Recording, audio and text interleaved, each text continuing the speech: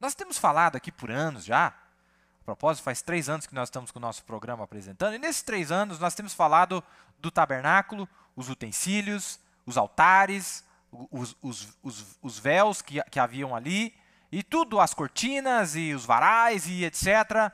E nós sempre meio que passamos por cima do altar, ou altar não, a mesa dos pães da proposição, ou do pão da proposição. Vamos ver um pouquinho a respeito dessa mesa. Deixa eu ver se eu acho uma foto aqui para vocês. Eu fiz desenho para vocês no passado, mas tem algumas fotos, que denotam, que mostram essa mesinha, tá ok? Então você está vendo aí, o que você está vendo em cima dessa mesa, de um lado tem 6 pães e do outro lado tem 6 pães, um em cima do outro. Tá vendo ali? Lembra que nós desenhamos aqui no culto passado? São 6 pães em cima do outro, de um lado, e do outro lado outra fileira igual, tá certo? Esses 6 mais 6 representa toda a Bíblia, 66 livros, não é? 66 livros. 6 e 6, 12, nós falamos isso no programa passado. É muito importante essa mesinha aí, muito interessante. Essa é a mesa dos pães da proposição. A palavra original desse que aparece no hebraico, deixa eu escrever para vocês aqui, significa, eu não vou escrever em hebraico, eu teria que escrever em hebraico, mas eu vou dar um significado real, significa o seguinte, pão das faces, ou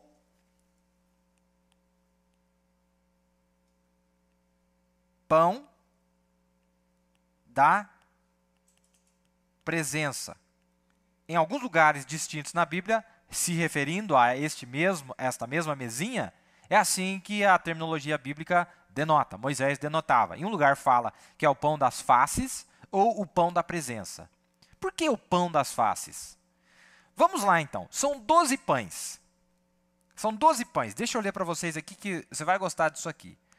Diz assim, ó, também farás uma mesa de madeira de acácia, era madeira por dentro, e ela era coberta de ouro por fora. O seu comprimento será de 2 côvados, e a sua largura de 1 côvado, e a sua altura de 1 côvado e meio, e cobri-las com ouro puro. Também lhes farás uma coroa de ouro ao redor. Também lhes farás uma moldura ao redor da largura de 4 dedos, e lhes farás uma coroa de ouro ao redor da moldura. Falando dessa mesa. Também lhes farás 4 argolas de ouro, e porás as argolas aos 4 cantos, que estão nos seus 4 pés. Defronte da moldura estarão as argolas, como lugares para os varais, para se levar à mesa. Farás, pois, esses varais de madeira de acácia, e cobri-los-ás com ouro, e levar-se-á com eles à mesa. Também farás os seus pratos, as suas colheres, as suas cobertas e as suas tigelas, com que se hão de oferecer libações de ouro puro os farás. E sobre a mesa porás o pão da proposição perante a minha face perpetuamente. Estava na presença de Deus esses pães. Ficava no segundo átrio. Vamos fazer um desenho para relembrar aqui o desenho do tabernáculo para ver onde ele ficava localizado. Então esse aqui era o terreno do tabernáculo. Depois nós tínhamos aquelas 2 partes aqui dentro, que era o lugar santo, né? O lugar santo aqui, onde eu fiz essa flechinha, e o lugar santíssimo, onde eu fiz essa segunda flechinha. E aqui fora era o átrio. Então, aqui fora, no átrio, a gente tinha um altar de bronze com as 4 pontas. Nós tínhamos a pia aqui na frente com a água, de bronze também. Aqui tinha um véu que entrava. Aqui tinha outro véu que separava o lugar santo do lugar santíssimo. No lugar santo, nós tínhamos do lado do norte, porque aqui era o leste, do lado do norte nós tínhamos essa mesinha que você viu aí, olhando de cima, onde aqueles pães estavam empilhados um em cima do outro. Do lado norte ficava essa mesa. Do lado sul ficava o candelabro, olhando de cima. Vamos fazer 1, 2, 3, 4, 5, 6, 7. E aquela base embaixo, né? E aqui no meio ficava o altar de incenso, onde se queimava o incenso. E aqui dentro, como vocês lembram, ficava o propiciatório, uns querubins que tocavam as suas asas, não é? Vocês lembram? Mais ou menos assim. Lembra das lições. Então aqui, bem aqui, ficava do lado norte, ficava essa mesinha onde os pães ficavam localizados. Lembra-se, ficava no segundo átrio. Tem algo muito bonito aqui, se vocês lembram das nossas lições, que o único povo que comeu desse pão, que come desse pão, é a noiva. Você lembra que nós mostramos aqueles de salvação comum ficam no átrio exterior, os de salvação especial ficam no lugar santo. Aqui está provando mais uma vez, porque eram os únicos que tinham acesso aos pães sacerdotais. Vamos ver isso aí, Deus vai me ajudar aqui. Vai ser uma lição muito bonita. Então tinha 12 pães ali dentro. Por que 12? Lembra do número 12 que nós vimos no programa passado? Agora eu quero chamar bem a sua atenção. O profeta vai mostrar para nós, como eu já li para vocês, que esse maná escondido lá do Novo Testamento é esse pão que aparece aqui, ó. O pão do sacerdote. Esse maná escondido, na verdade, são 12 pães. São 12 pães que você pode comer. É pão de chefe, irmão. É pão de patrão. Então, deixa eu botar desse jeito. É pão que só o patrão pode comer. Só patriarca pode comer. Só apóstolo pode comer. Está lembrando de alguma coisa aí? 24 anciãos? Lembra os anciãos? Só chefe pode comer. O resto, o laico, não é? O laico que fica aqui no átrio exterior, aqui, os nécios, não comem desse pão. É comida de chefe, é comida de patrão, é comida de patriarca, é comida de reis. É comida de reis, que o profeta disse que eles são reis. Agora, muito bonita essa lição. 12 pães. 12 pães. É maravilhoso. Vamos ver por onde nós começamos aqui a realmente destrinchar isso aqui com a ajuda de Deus, não é? Destrinchar com a ajuda de Deus. Então, era para fazer isso, preparar essa mesa, lá em Êxodo 25 nós vimos como que Deus determinou que fizesse. Vamos detalhar mais alguma coisa aqui dessa mesa. Levítico 24, aqui é a nossa leitura principal a respeito desses 12 pães.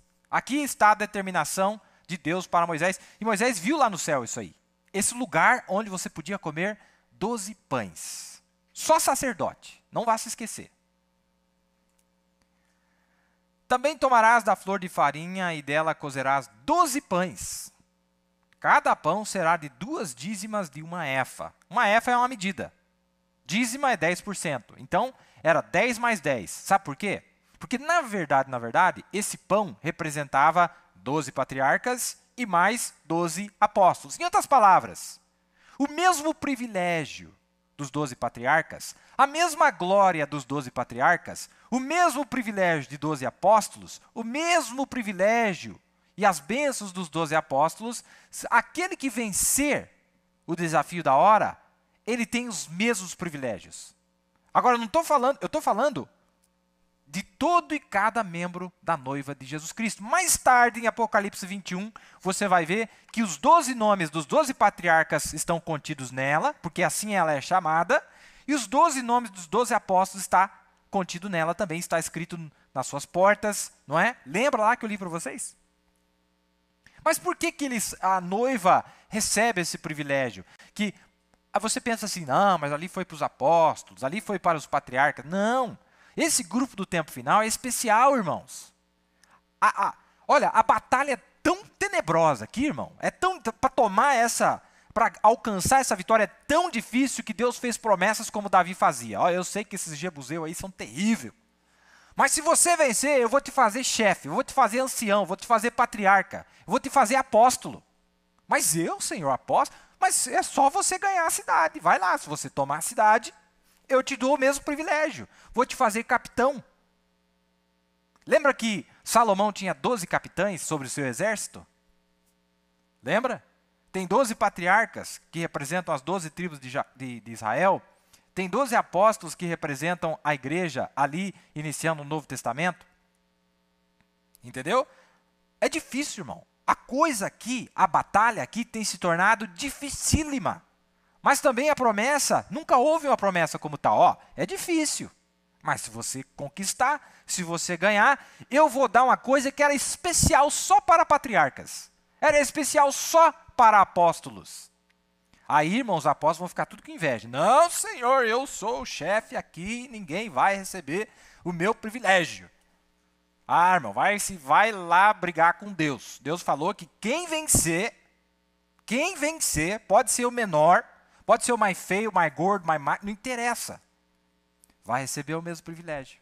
Vai receber a mesma bênção. Vai receber a mesma glória. Olha, um dia Jesus falou assim, aquele que vencer, ou aquele que tem ficado comigo nas minhas aflições, eu vou dar o poder de você julgar as 12 tribos de Israel.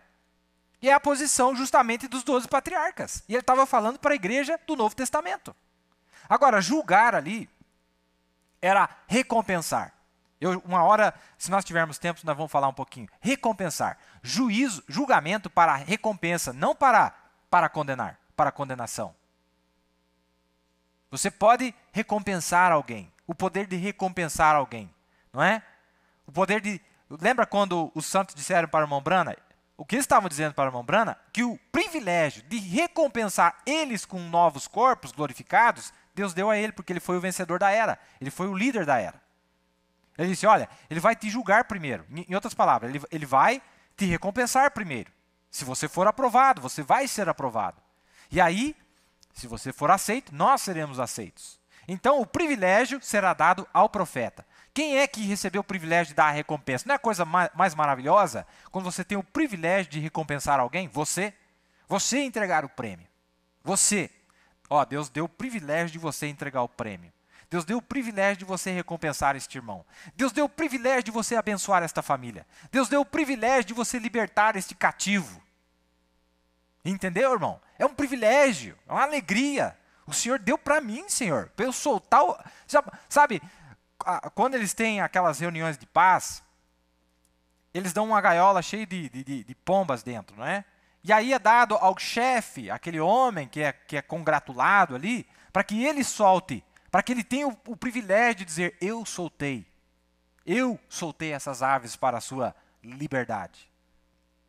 E esse privilégio, o profeta disse na mensagem do quinto selo, que Jesus, quando desceu à região aos perdidos, e os santos estavam lá esperando naquela sessão, não é? Chamado paraíso, que Deus deu aos chefes o privilégio de fazer a mesma coisa.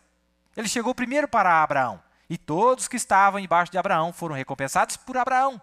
Deus deu o privilégio, entendeu? Por isso que são chamados de patriarcas, são chamados de apóstolos, de maiorais, de anciãos. Agora, esse é o privilégio que Deus dá para o vencedor dessa era. Mas para ser um maioral, para ser um vencedor, você tem que ter dieta de vencedor. Você tem que ter alimentação de um vencedor. E é por isso que Deus preparou 12 pães, representando 12 patriarcas e representando 12 apóstolos, 24 anciãos.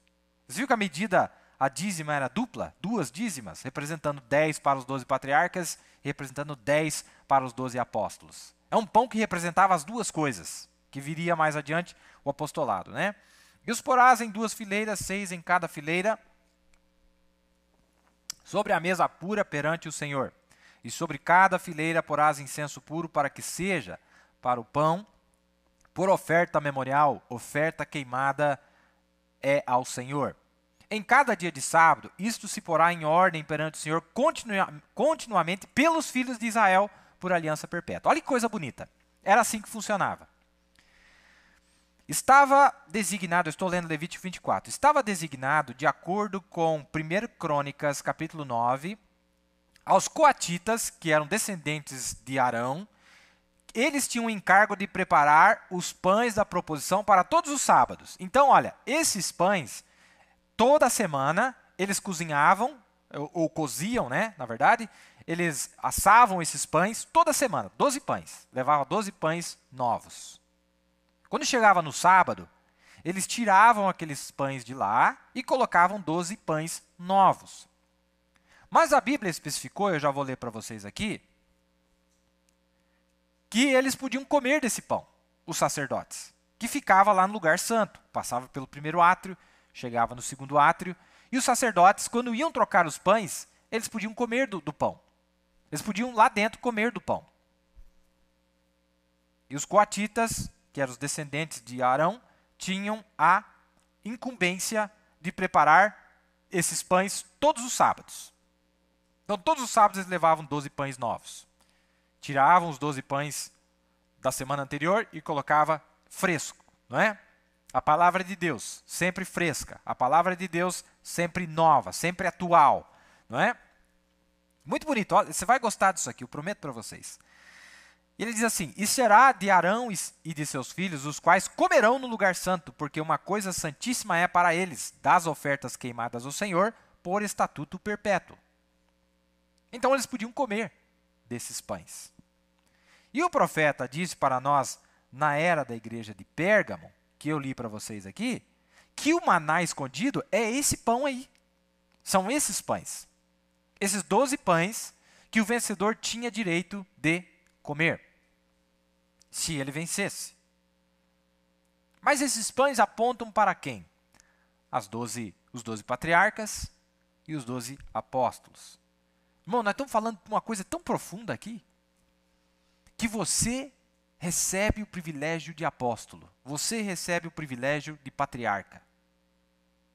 Não é pouca coisa, irmãos, o que Deus tem feito por essa noiva do tempo final, não é? Vamos mais um pouquinho. Agora nós descobrimos que ele também conseguia, o vencedor conseguia, o maná escondido. Agora, o maná escondido é tipificado pelo pão da proposição. Agora, a palavra original que eu mostrei para vocês é o pão das faces. O pão das faces, as muitas faces de Deus, ou o pão da presença de Deus. Como assim o pão das faces, irmão? O que quer dizer o pão das faces? Quer dizer, o Deus que se manifestou na face de Paulo, o Deus que se manifestou na face de Pedro, de Tiago, de Filipe, de André, que eram parte dos 12 apóstolos, o Deus de muitas faces, o Deus que se manifestou através de Judá, de Dan, de Azer, de Naftali, de Zebulon, de Efraim, de Manassés, não é? De José, de Benjamim, de Levi, de Simeão, de Issacar, entendeu? Quer dizer, o Deus que mostrou essas muitas facetas, as muitas faces de Deus serão concedidas ao vencedor, os muitos atributos de Deus serão concedidos ao vencedor, os ofícios de Deus serão concedidos ao vencedor, se ele somente e tão somente tiver acesso a estes pães das faces, ou os pães da presença de Deus. Que coisa bonita, irmão. Quer dizer, a gente olha, por que eu gosto dessas lições, irmão? Porque, olha, ser pobre é uma coisa tenebrosa, é terrível, né? Você olha uma casa bonita e você fala, não posso ter. Você olha um carro bonito e você fala, não posso ter. Você olha uma roupa bonita e você fala, não posso ter. Você olha um passaporte maravilhoso de um país que o passaporte representa muita coisa, você também não pode ter. Você olha para um sapato de couro, de jacaré, sei lá do que, você não pode ter também. Você olha para o manjar do homem rico, você não pode ter. E sabe qual a visão que é essa? É quando eu olho para Paulo, um homem rico. Entendeu? E eu falo, mas Senhor, como que eu faço para ter essa riqueza, Senhor? Aí você olha para André, a oração de André que estremecia o inferno, arrebentava com tudo. Você olha para Filipe, que conquistava uma cidade inteira com a sua pregação, o seu evangelismo. Mas que homem rico, Senhor, mas o que eu faço para conseguir? Mas está ligado com a dieta. Deus falou, você quer vencer? Você quer vencer? Primeira coisa, você tem que aceitar o mensageiro da era. Se você aceitar e receber o mensageiro da era, eu vou dar acesso para a mesma comida que ele comeu, que deu acesso para ele ser o que ele foi. O segredo de todos eles foi a comida que eles comiam, irmão. E sabia? O segredo de Judá era a comida que ele comia, era o maná escondido que Deus dava para ele. O segredo de Zebulon foi isso aí. O segredo de Issacar foi isso aí. O segredo de André, de Filipe, não é? De Simão Pedro. Aí, irmão, você para de ficar chupando o dedo e ficar olhando para o primeiro mensageiro, para o segundo mensageiro, você fala, Senhor, eu também quero. Como que eu faço para conseguir essa riqueza? Como que eu faço para conseguir essa bênção? Como que eu faço para ser vencedor que nem ele? Como que eu faço para ser herói que nem ele? Não porque eu quero ser herói, mas eu quero que como eles fizeram, os 24 anciãos, quando o livro se abriu, eles jogaram as suas coroas aos pés de Jesus. Em outras palavras, ó Senhor, tudo isso que o Senhor me deu, eu estou te entregando. Toda essa vitória que o Senhor me deu, eu estou te entregando. Sabe por quê, Senhor? Porque foi o Senhor que me deu o pão para eu ter a vitória. Eu reconheço, foi o Senhor que fez eu vencedor. Não foi por mim mesmo, não foi meus méritos, não foi minha escolha, é o Senhor que me escolheu. O Senhor que teve misericórdia, que teve graça, que me lavou com teu próprio sangue, que me limpou. Não é uma lição maravilhosa, irmão? Quer dizer, não é ficar aí chupando o dedo e passando fome, sentindo o cheiro da comida lá dentro da mansão do irmão Paulo, passa na frente da mansão do irmão Paulo, um portãozão gigante, uma porta, que é a Jerusalém, cada porta tem o nome de um apóstolo, a mansão dele. Você chega na porta e você vê aquela coisa tudo de ouro, suntuosa, Senhor, mas e minha casinha? Olha a minha situação pobre, miserável que eu vivo. Mas graças a Deus, irmão, chegou um porteiro, um mensageiro dessa era, ele falou, se você comer o pão que eles comeram, e esse não é o pão que o diabo amassou, não. Esse aqui é o pão que Deus fez para nós. É o pão que Deus preparou para nós. Deus preparou um maná. E ele falou, tem um maná escondido aqui. Se você comer desse maná escondido aqui, você vai ter o mesmo privilégio que ele. Você vai ter a mesma casa que ele. Você vai ter o mesmo poder que ele. Você vai ter a mesma virtude que ele. Irmão, isso aqui não é conto mítico, não. Apocalipse 21, quando ele veio para mostrar a esposa do cordeiro, tudo isso encontrava-se nela, em cada um dos membros. O maná escondido. Agora o maná escondido é tipificado pelo pão da proposição. O pão da proposição era somente para os sacerdotes. Era uma coisa especial feita para o sacerdote. E este homem, quando ele vencia, o mensageiro da era, toda a congregação recebia maná. Mas ele conseguia um maná escondido, ou uma revelação especial, de quem Jesus era, a respeito dele, tudo a respeito dele. Vejam, ele conseguia aquela revelação se ele vencesse para o anjo. Aquele que vencer, darei de comer de 12 pães. Irmão, você quer comer o pão de Paulo? Você quer comer o pão de Pedro? A Bíblia não diz que eles são os anjos, os mensageiros das 7 eras, e os 12 anjos, ou os 12 mensageiros que aparecem lá no livro de Apocalipse? Você quer comer o maná, que é comida de anjo? Você quer comer o pão de Judá, aquele que traz o rei? Você quer comer o pão de Levi, aquele que traz o sacerdote? Você quer comer o pão de Issacar, o pão de Zebulon? O pão de Naftali? Então, irmão, você vai ter que dar um jeito de entrar lá nesse lugar santo. Você vai ter que dar um jeito de entrar lá nesse lugar santo. Estou lendo o parágrafo 35 da Era da Igreja de Tiatira. Vamos mais um pouquinho aqui. Agora, é até que você entre atrás daquela pele de texugo, falando do santuário. Até que você saia da sua velha pele, seus velhos pensamentos, seus velhos credos, e venha até a presença de Deus. Então a palavra se torna uma realidade viva para você. Então você é despertado para a glória Shekinah. Então a Bíblia se torna um novo livro. Então Jesus Cristo é o mesmo ontem, hoje e para sempre. Você está vivendo em sua presença, comendo do pão da proposição, que só é provido naquele dia para os crentes, sacerdotes apenas. E nós somos sacerdotes. Um sacerdócio real, uma nação santa, um povo peculiar, dando sacrifícios espirituais a Deus, mas você deve entrar para detrás do véu para ver o Deus desvelado. E Deus está desvelado, esta é sua palavra manifestada. O Cristo identificado todas as eras. O profeta citou, sabe o quê? Quando Paulo disse assim, ou Pedro disse assim, mas vós sois a geração eleita, o sacerdócio real, a nação santa. O sacerdócio real, a nação tem o sacerdócio. Não é só o pastor lá no púlpito.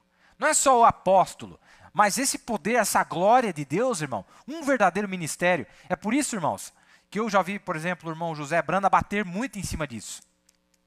Porque ele sabe que muitas pessoas, eles reivindicam essa exclusividade para eles apenas e não deixam que o povo tenha acesso a esses pães, que é a mensagem que ele imprime lá na gráfica, lá na voz de Deus.